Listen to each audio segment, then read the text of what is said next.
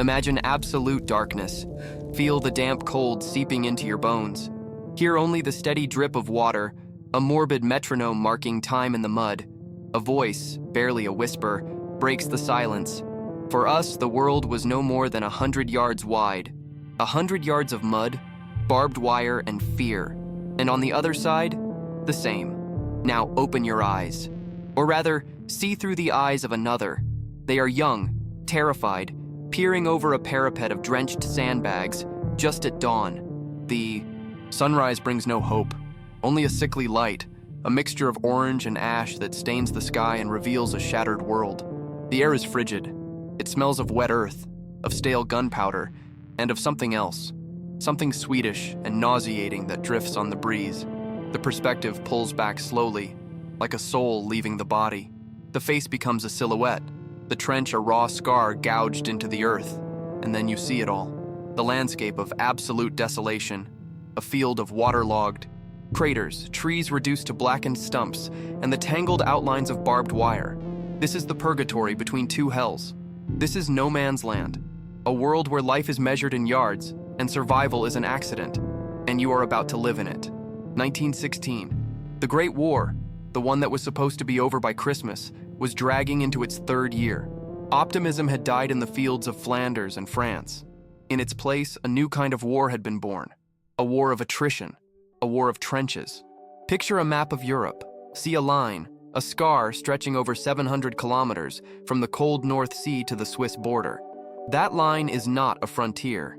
It is an open wound on the face of the continent, a labyrinth of parallel ditches defended by machine gun nests and walls of barbed wire. Here, progress is measured in yards, and the price for every yard is paid with thousands of lives. This was not just a war between armies. It was a war against reality itself. It was a daily struggle for sanity. In a subterranean world where the sky was an enemy and the earth a waiting grave. A hell where the rules of humanity were suspended and the only goal was to survive one more day. One more day in the trench. The daily routine in the trench began not with the sun, but with fear. It was the ritual of the stand to arms, the moment of peak tension in the day. Twice, at dawn and at dusk, every man would mount the fire step, rifle in hand, and wait. Feel the damp cold pierce your uniform and settle in your bones. Taste the metallic tang of weak tea and hard biscuit, your only breakfast. Breathe the thick air, a mixture of wet earth, old gunpowder, and the sweet, nauseating stench of decomposition drifting in from no man's land. The dominant sound is silence.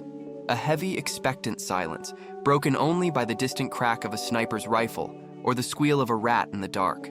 Your knuckles are white, gripping your rifle. Every muscle is tense, waiting. The military logic was simple. Dawn and I, dusk with their uncertain light, were the most likely times for an enemy attack. It was a display of discipline and preparedness, but its psychological effect was devastating. It forced every soldier on both sides of the line to confront the possibility of his own death twice a day, every day. The birth and death of the sun were not moments of beauty, but peaks of scheduled, pure terror. And herein lies the strange paradox of the trench. Monotony was an enemy almost as formidable as the Germans. The boredom between these spikes of tension was maddening. It was a void so crushing that, as many confessed in their diaries, they sometimes almost wished for an attack to come.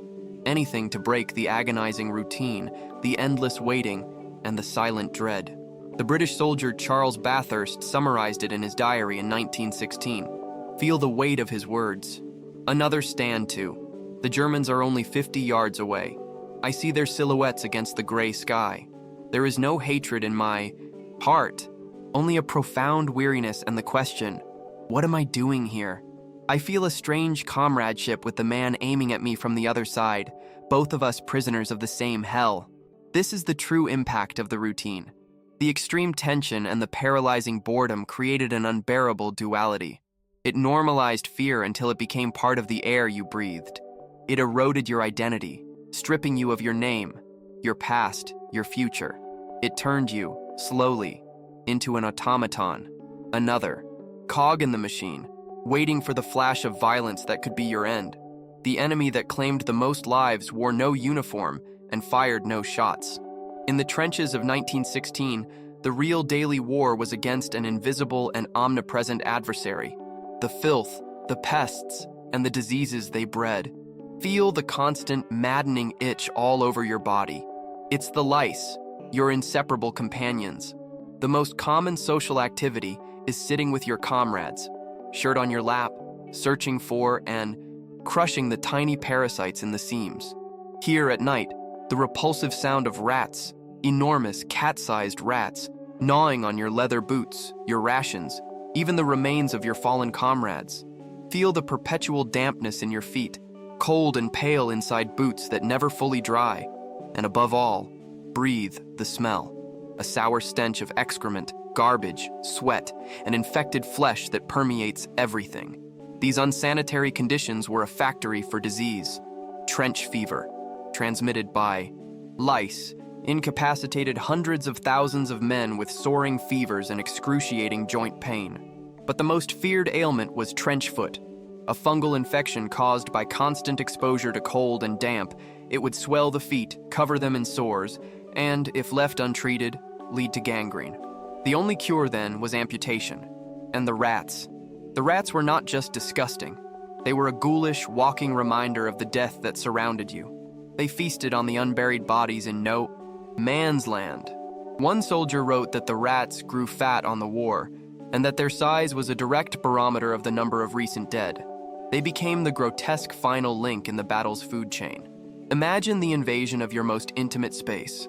Captain Bill Murray wrote to his family, "There are 5 families of rats on the roof of my dugout, and the small rats continually practice back somersaults all night, for they have discovered my face is a soft landing when they fall. Your face, your last personal redoubt, turned into a playground for the creatures of rot.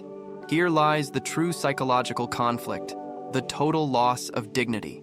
The fight against the vermin was a constant losing battle, a battle that stripped you of your humanity, forcing you to live in conditions no animal would tolerate. This physical degradation, this absolute lack of hygiene, undermined your morale, your self-esteem, and your sanity. It made you feel less than a man, just another creature, wallowing in the mire. In a place where death was a certainty, a hot meal became the greatest of luxuries. It became an obsession, a powerful weapon to maintain the morale of an army on the brink of collapse. The logistics of feeding millions of men on the front line was one of the most complex and crucial battles of the war. Taste the war. Feel in your mouth the flavor of canned corned beef, the bully beef, a hard, greasy mass. Try to bite into the hardtack biscuits, as hard as stones, which you often had to break with the butt of your rifle. Drink the water, with its persistent aftertaste of petrol, transported in old, repurposed cans. Now, imagine that amidst this menu of despair, you catch a scent, the almost sacred aroma of a bit of bacon frying or a hot stew, heroically carried from the rear echelon kitchens. That smell was, for a moment, the smell of hope. The diet was calculated to the millimeter to provide calories, to keep the body functioning, but it lacked nutrients and any semblance of humanity. Emergency rations, like the German trench ration, were often the norm for days on end during intense bombardments that cut supply lines. Hot food, when it arrived, was a miracle. It was carried by men who ran under enemy fire, lugging heavy metal containers called Dixies. Many died simply for bringing a hot soup to their comrades. But food revealed one of the most macabre logics of the war. After an attack with heavy casualties, there was a strange advantage for the survivors. Suddenly, there were more rations than men to eat them. Soldiers in the reserve trenches sometimes received double rations, benefiting from the food of those who would never return. A life ended, and his last meal was consumed by another. The French soldier Henri de Sagnaud captured it in his diary on Christmas Eve, 1916. Hear his resignation: a tin of frozen corned beef, biscuits so hard they could be used as ammunition, and coffee that tastes more like mud than coffee. And yet, some say we are lucky because at least today the supplies arrived. Gratitude for the most basic things, on the most special night of the year. This is the great paradox. How something as fundamental as food became a symbol of normality, of hope, of humanity, in an environment designed to annihilate all three. The simple act of sharing a biscuit or receiving a hot cup of tea from a comrade was not just nutrition. It was an act of resistance. It was a bond of fellowship, a reminder that beneath the mud and the uniform, you were still a human being. Between your trench and the enemies, there existed a limbo, a nightmarish realm known as no man's land. It was not land. It was a lunar landscape, a topography of hell sculpted by shells, sown with waterlogged craters, entangled with miles of barbed wire, and populated by the remains of those who dared to cross it. Imagine looking out into that void. See the outlines of bloated, blackened bodies caught on the wire, like hideous scarecrows. Hear the wind as it whistles through the taut cables with a ghostly moan. Suddenly, a flare illuminates the sky, bathing the scene in a spectral white light. For a second, everything is exposed in gruesome detail. And then the darkness returns, deeper than before, but the image is seared onto your retina. Feel the visceral fear of being caught out there, exposed, helpless under the gaze of 1,000 rifles. No Man's Land was the physical manifestation of the war's stalemate. Tactically, it was a killing zone designed with scientific precision to halt any advance. But psychologically, it was much more. It was a constant, visible reminder of failure, of the futility of every attack. It was an open-air cemetery that you were forced to contemplate every day, a monument to the carnage. And yet, this place of death was also a place of work. The night inverted the natural order of the world. While the rest of humanity slept, you would leave the relative safety of the trench and venture into the darkness. Night patrols crawled through the mud to repair the wire, to listen for enemy conversations, or, on the most terrifying missions, to try and rescue the wounded whose screams had tormented everyone for hours. The night, which should have brought rest, became the most dangerous period of work. The day was spent in an anxious doze, waiting for darkness to go to work in the slaughterhouse again.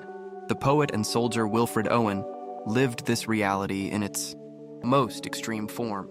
During the Battle of the Somme, he was trapped for days in a crater next to the shattered body of a comrade. That experience, being buried alive in no man's land, surrounded by death, became the seed of his work. In his poem, Strange Meeting, he imagined a conversation with the ghost of an enemy soldier he had killed. The limbo of no man's land became the setting for his condemnation of war. This is the human conflict that defines this place. Your relationship with death. No. Man's Land made it visible, constant, almost banal. Seeing bodies rot day after day desensitized you, created a callus on your soul so you could survive. But at the same time, that continuous exposure installed in the depths of your being a primordial fear, a terror of ending up like them, a ghost that would haunt you forever, long after you had left the battlefield. In 1916, warfare became industrial, and its main product was mass death. The defining sound of the Western Front was not that of rifles or the screams of men. It was the incessant, deafening roar of artillery, a thunder that could last for days on end without pause, that erased landscapes and annihilated armies. Feel that sound not with your ears, but with your entire body. Feel the earth tremble beneath your feet, a constant vibration that rattles your teeth. Feel the pressure of the shockwave in your chest with each nearby explosion, stealing your breath.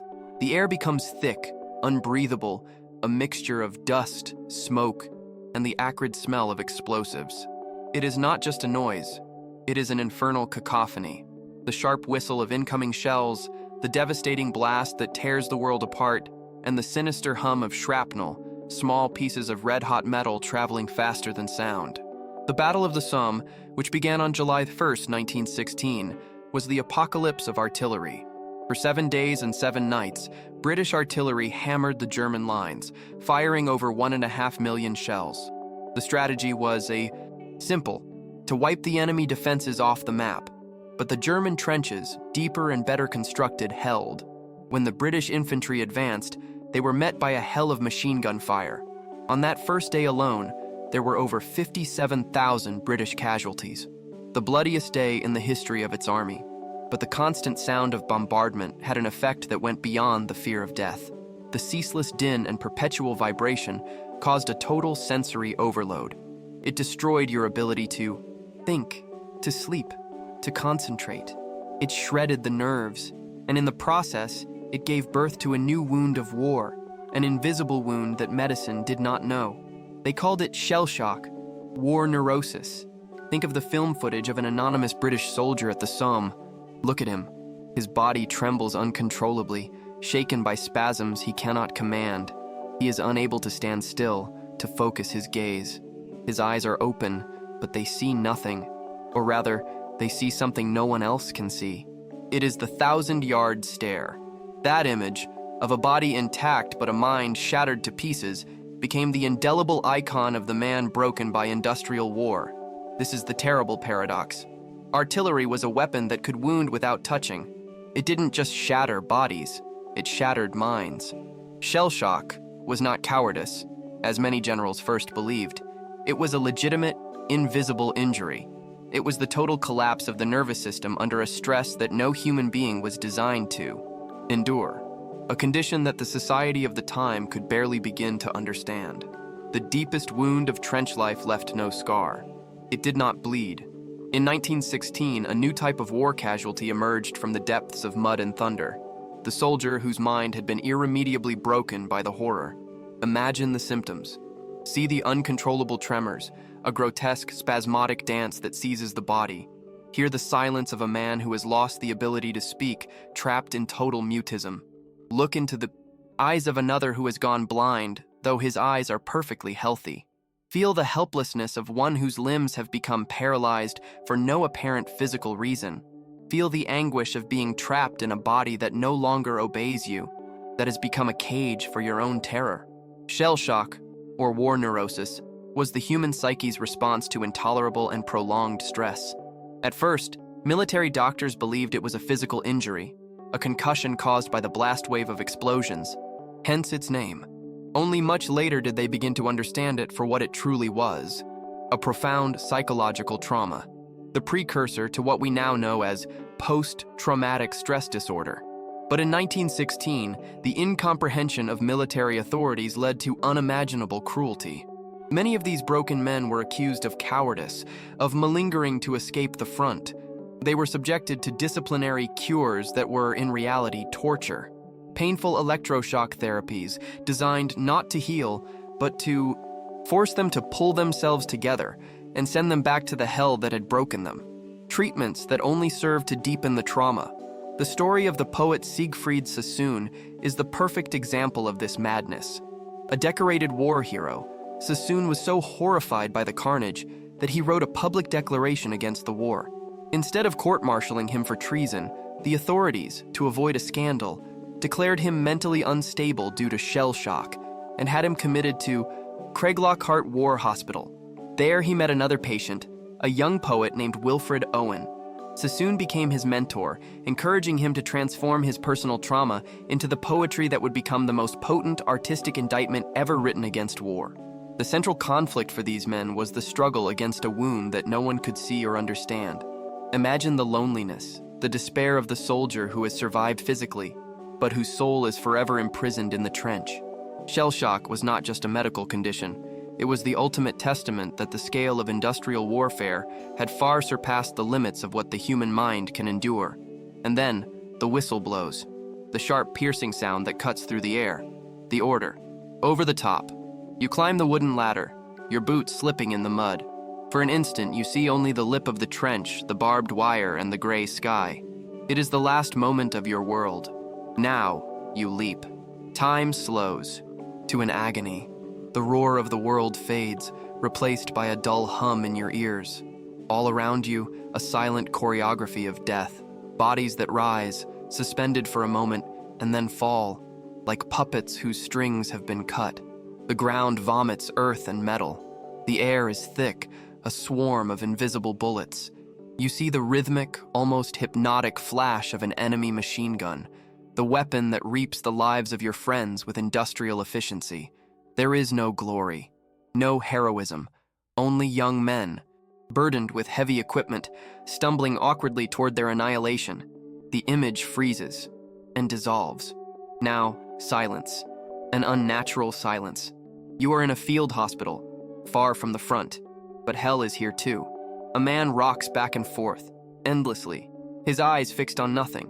Another, his face contorted into a mask of terror, trembles so violently that the canvas stretcher shakes. There are no explosions, but his body is still reliving the bombardment.